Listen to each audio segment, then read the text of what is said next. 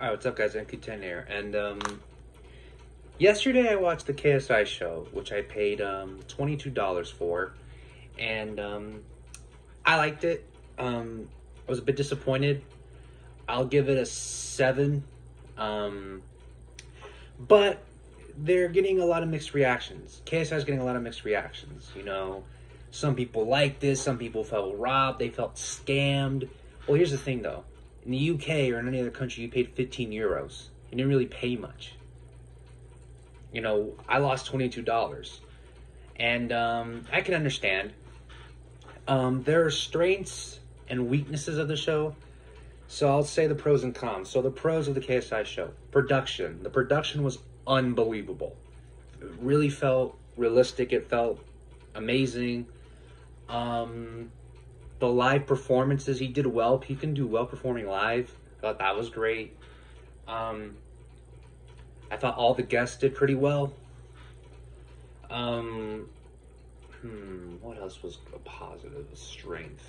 I thought the pre-show was nice. You're getting a behind-the-scenes look of everything and like how everything got set up. But here's the weaknesses. Really cringy and not funny. It didn't feel funny at all. Like, KSI got the writers from American Dad, and American Dad is funny, but it just felt forcefully funny. It didn't feel like JJ. It wasn't his like authentic self. It just felt like he was paid to say these things, or like it was on a script, which was obvious, but it just wasn't that. It was mostly a concert, you know, which I don't have a problem with. You know, seeing the live performances was great, but you know, he did say though that you know, he's gonna take you through a journey. He's gonna sing his songs. There aren't a lot of big guests though. You know, you would think if he was telling the journey of like where he went from YouTube to where he is now, you would think maybe his mom, dad, his brother should be there. Vidal, you know, maybe Calix would be there. Nico, Chunks, like a lot of these guys would be there. What is another weakness I felt like? It's really short. Supposedly it was supposed to be 90 minutes, but it ended up being like an hour and 5 minutes. And that was a bit disappointing. But I thought I liked that. I liked the production. The thing is, though, he made profit from it. I saw a thing, post on Twitter or Instagram where it's like, JJ needs like only 100,000 people to like make profit from it. Like, he made it. So, the thing is, though, he kind of scammed himself as well. He scammed us and he scammed himself. Like, he paid over $2 million for that, which, that's a lot of money. He even said that he felt like he might have spent a bit too much money for it, which he did. But I'll give him this though. The production was unbelievable. You know, it was well set up. The songs he performed and the transition to the next song was great. I liked it. Of course, some people illegally streamed it. I screen recorded it, but I'm gonna delete it because it was just a concert, really. It wasn't really anything special. It was just him performing his songs. But yeah, those are my thoughts on the KSI Show. And now we're going to go on to the next question. That's debating the whole KSI Reddit. Which album was better? All Over the Place or Dissimulation? Now, I will say this right now. All Over the Place, in my opinion, is better than Dissimulation. Why? I say in terms of beats, features, lyrics, and just the overall flow of the album. And really, you know, JJ's, what's the word? Experimentalist? No, like, he's not like a typical rapper. Like, I said this in one of my in his Reddit. It was a kind of a long review, but in short, I said that, like, how come, artists like Drake and Post Malone, they rap and they can also sing as well. Sometimes that's praised for it, because Post Malone has a song out called Circles, and that's unbelievable. Drake sang some songs on Hold On, We're Going Home, Passion Fruit, Find Your Love, Take Care. And also, he has rap songs as well. But JJ does it, and it's condemned, it's criticized. Now, I'm not saying JJ is Drake and Post Malone. I'm not saying that. I'm just saying, though, like, when you look at artists today, like Drake and Post Malone, like, they've done it, like, they do it, and that's praised. But JJ, they want to put him in, like, a box. They want to tell him, like, be this. And JJ's kind of proving around, saying, no. For me, it shows JJ's adaptability, that, like, whatever he wants to do, he's going to do it. But I can understand it, though. I can see where they're coming from, because songs like Madness, The Moment, Silly, Gang Gang, I'm trying to think the other songs that would really those 4 songs in that album, maybe Really Love and Don't Play, kind of shows, like, him rapping and just, like, lyricism. And songs like No Pressure, I had No Time also for number 7 song, but songs like No Pressure, Flash It, You, Patience, Holiday, those, Sleeping with the Enemy, those kind of show, like, the softer side of him, I guess, a different version of JJ, which I liked. I really liked that version. It shows that, he's, like, different. And I also said this in my little review. The album's called All Over the Place because it was all over the place. Good and bad ways. Now, ironically, it's a little bit similar in Dissimulation, because in Dissimulation, he had a couple songs, including the Deluxe, which, by the way, next week, the Deluxe album for All Over the Place comes out. That showed, like, a softer side of JJ, or JJ kind of, evolving. Songs like Bad Little Vibe, How It Feel, Millions, Complicated, Tides, a little bit, kind of showed his singing side of, like, and, like, the soft side of who he was. While the rest of the album, like, What You've Been On, Cap, Poppin', Houdini, Killa, Domain, Undefeated, Down Like That. That shows his, rapping side, the side that people like about him. And I kind of like that. I like that he's trying different styles. It shows that he's not, just a rapper. He's like a musician now. And I like that.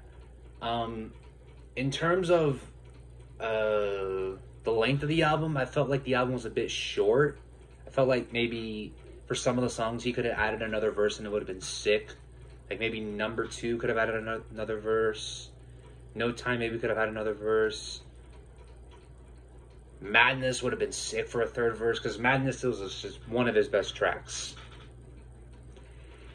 And now here comes the moment of truth. I'm going to rank my favorite songs from All Over the Place. So 1 is No Time. It's no debate. It's in people's top 3. 2 is Madness. 3 is You. A lot of people don't like You. I love You.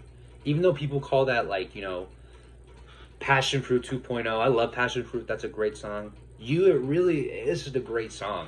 And I'm glad JJ didn't release it as a single. He released it just for the album. That's perfect. 4 is Gang Gang. 5 is The Moment. 6 is Silly. Silly, I think, is underrated. In my opinion, his most underrated song. Him and Bugsy Malone went hard. 7. I want to say 7.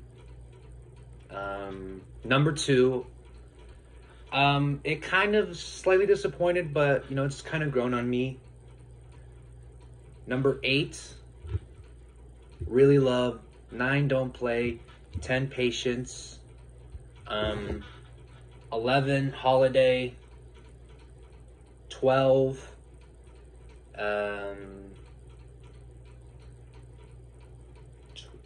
No Pressure, 13 Flash It, 14 Sleeping with the Enemy. I forgot like the last song, like one of the other songs of the album. But yeah, Sleeping with the Enemy I felt was like very disappointed. I thought it'd be, you know, more upbeat tempo. But it was kind of a storytelling song and was very short. But SX, you know, was really good with the vocals. No Pressure. He tried to do the whole Aphrodisi vibe, which I like. It's not too bad, you know. He's trying to be like Burna Boy, Wizkid, which he tried, but I thought it's not really his style, but you can go for it. Flash It was interesting. I really like the beat. It's like a lot of Caribbean vibes. Yeah, I personally think All Over the Place was good. The final rating I'm going to give it, drum roll, 8 out of 10. I'm going to give it an 8 out of 10. Now, it's ironic because I'm giving it an 8 out of 10, kind of a bit low, when all the songs that I rated, I gave them around an 8, 9, most of them. But I just really enjoyed the album. It definitely is a step up from Dissimulation. I can see why people are saying Dissimulation is better because, you know, Dissimulation was a bit of a surprise to what he brought to the table. Whereas All Over the Place, it kind of, you know, we kind of expected it. And some people were a bit disappointed, you know, because he overhyped it. And it's the same with the KSI Show. I thought the show was nice. I thought the album was nice. So now overall, for JJ's career, if I were to say the strengths of both of his albums and the weaknesses of both his albums. So strengths, beat production. His beats are, every beat that he chooses for every song is like amazing. Most of the time it's great. Sometimes it's like a bit questionable, but the beats are amazing. Lyrics, felt like the lyrics are really good. He's definitely much better. He's definitely a type of rapper, you know, he's not like those rappers that talk about doing lean fucking bitches and throwing dollars in the club. It's just, you know, him hard work and him just boasting about himself, which I like about that.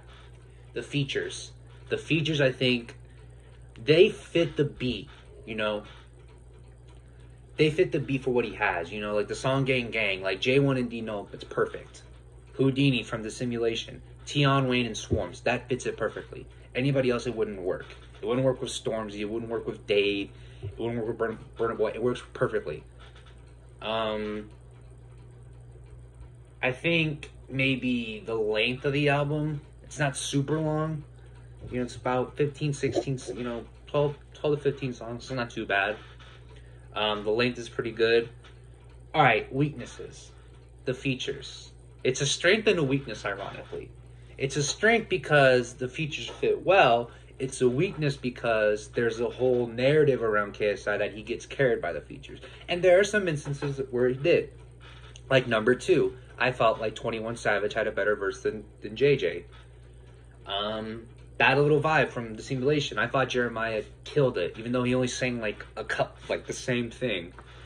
Down Like That. I felt like Rick Ross had the better verse than KSI and Lil Baby. That it fits.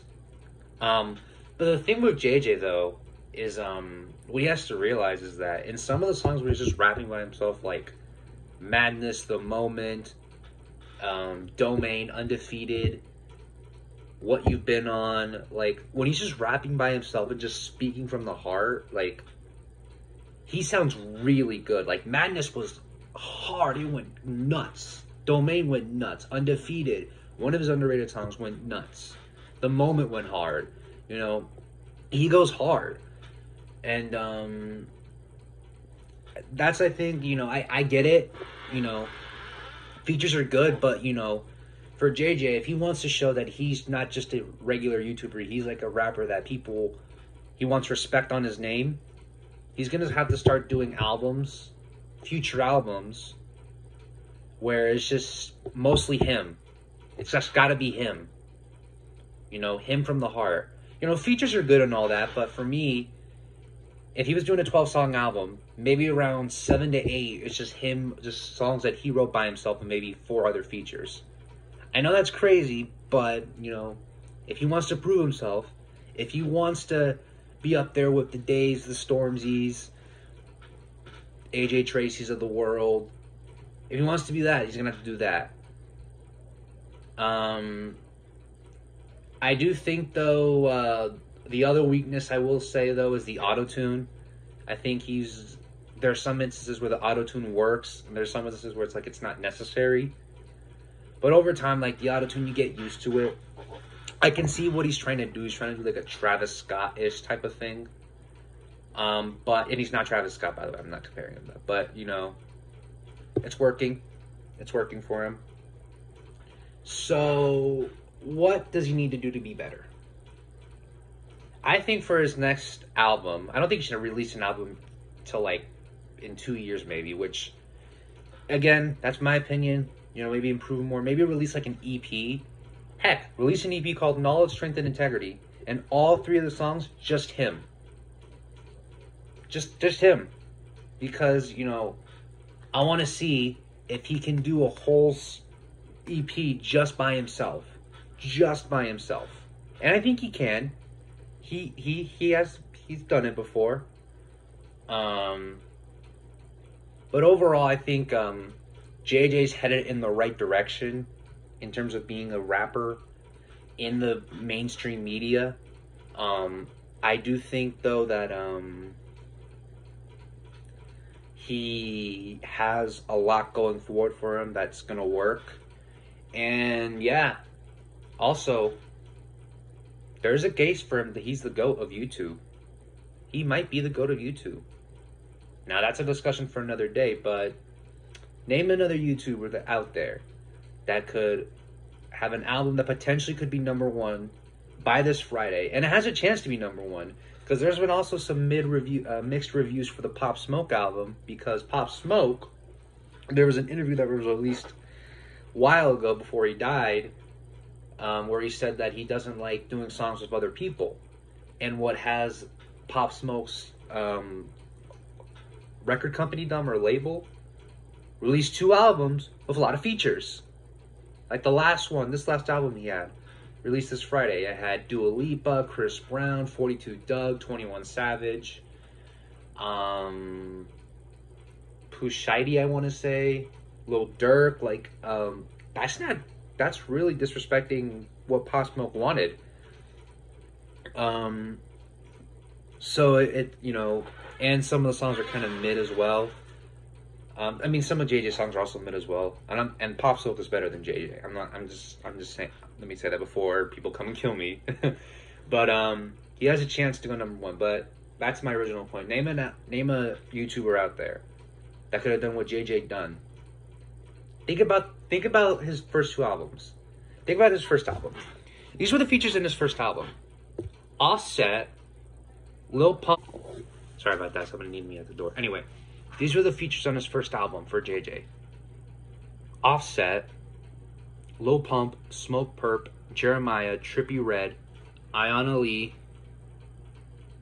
Rick Ross, Lil Baby, AJ Tracy, Rich the Kid, Randolph, Tion Wayne, Swarms, and Crypt. Think about that. That's from his first album. This is his second album. These are the people he had. 21 Savage, Future, Rico Love, Lil Durk, J1 Dino. I think I already said that. J1 Dino, 21 Savage, Future, Lil Durk, Bugsy Malone. He's going to have Lil Wayne on his deluxe album. That's already reported. Some Instagram person, one of JJ's Instagram models accidentally leaked it. But Lil Wayne, Gracie, Anne Marie, Craig David, Digital Farm Animals. Trying to think who else was on that album. I think I got everybody. But yeah, he leveled up his features.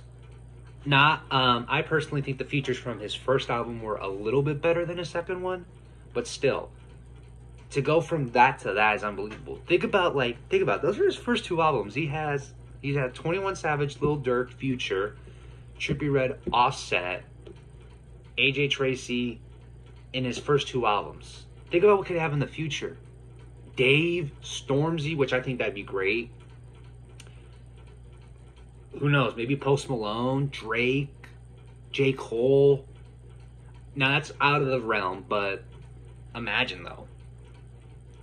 Oh yeah, also one thing. I think a sick album for JJ would be do like a whole UK album where it's just him and UK artists. So you got Russ, Dave, Stormzy. So I like to see, him battle himself. Cause for him, if he does a feature with somebody, what he has to prove to us, if he's doing a song with Stormzy, he's got to be able to show that, okay, I can go, I can keep my own with Stormzy. It can't be, Stormzy's going to carry me. No, he's got to carry his own or be better than Stormzy. Now, I don't think JJ cares about that. And I don't think that's in his psyche. I don't think he thinks, okay, I'm going to do a song with Stormzy. I'm going to out-rap the fucking shit. I'm going to out-rap the fuck out of him. I'm going to out-rap him. I don't know if he thinks that. I don't know what's going through his head when he gets artists like that. I think he's just thinking, oh man, it's so cool to be working with Stormzy and Dave. I think he could care less. But he has to realize, though, that's the narrative out there. That if he gets a song with Stormzy, Dave, or any other future rapper out there, you have to out-rap them, or hold your own against them. And that's what I think, yeah. So that's been your boy MQ10, and yeah, see you guys later.